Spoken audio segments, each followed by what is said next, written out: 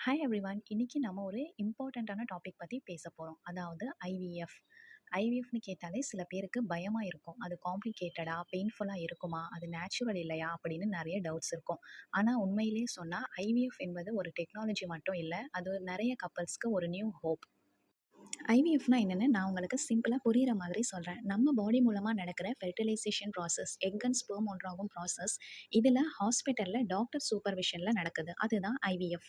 I in V vitro, அதாவது லேப்ல, F fertilisation.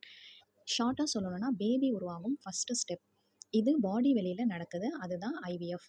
IVF எப்படி நடக்குது? ஸ்டெப் பை ஸ்டெப் நான் உங்களுக்கு சொல்றேன்.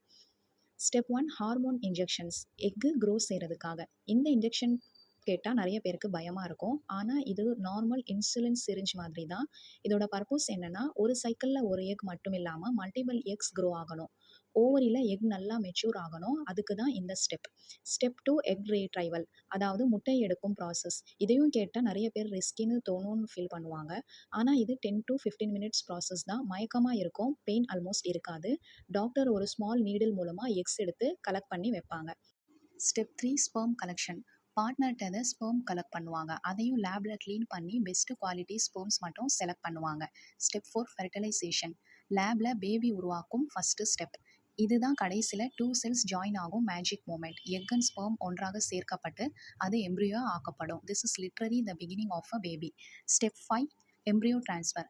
லேப்ல ஸ்ட்ராங்கா இருக்கும் எம்ப்ரியோவை ஒன்று யுட்ரஸ்க்கு ட்ரான்ஸ்ஃபர் பண்ணுவாங்க. இது 5 மினிட்ஸ் தான், பெயின் இல்ல. இந்த ஸ்டேஜ்க்கு பிறகு தான் நெறைய பேர் பிரெக்னன்சி கன்ஃபார்ம் ஆகணும்னு ப்ரேயர்லாம் ஸ்டார்ட் பண்ணிடுவாங்க. ஐவிஎஃப்ல சக்ஸஸ் எப்படின்னு நம்ம பார்க்கலாம். Age, health, egg quality, sperm quality, embryo strength, இது அனைத்தும் அஃபெக்ட் பண்ணும். ஆனால் சயின்ஸ் சைடில் ஐவிஎஃப் இப்போ ரொம்ப அட்வான்ஸ்டாக இருக்குது. 40 இயர்ஸ் ஆகோ சக்ஸஸ் ரேட் 10 to 15% இருந்தது.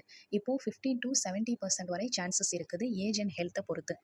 ஐவிஎஃப் ஒரு லாஸ்ட் ஆப்ஷனா அப்படின்னு கேட்குறவங்களுக்கு இந்த ஆன்சர் இல்லை. இன்ஃபர்டிலியின் காரணத்துக்கு அடிப்படையாக டாக்டர் சஜஸ்ட் பண்ணுவாங்க.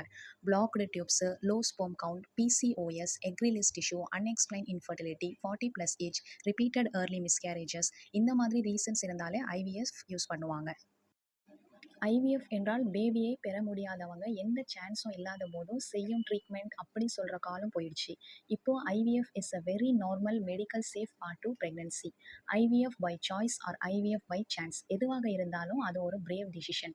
ஐவிஎஃப் செய்கிற ஒவ்வொரு அம்மாவும் ஒரு வாரியர். ஒரு ஹோப்பை பிடிச்சிக்கிட்டு ஃபார்வர்டாக மூவ் பண்ணுற ஸ்ட்ராங் உமன். ஐவிஎஃப் நேச்சுரல் இல்லைன்னு சில பேர் சொல்லுவாங்க. ஆனால் ஐவிஎஃப்ல உருவாகிற ஒவ்வொரு பேபியும் அம்மாவின் ஸ்ட்ரகிள்ஸ், டாக்டர்களின் கேர், சயின்ஸின் சப்போர்ட் எல்லாத்தையும் சேர்ந்த மிராக்கிள் தான்.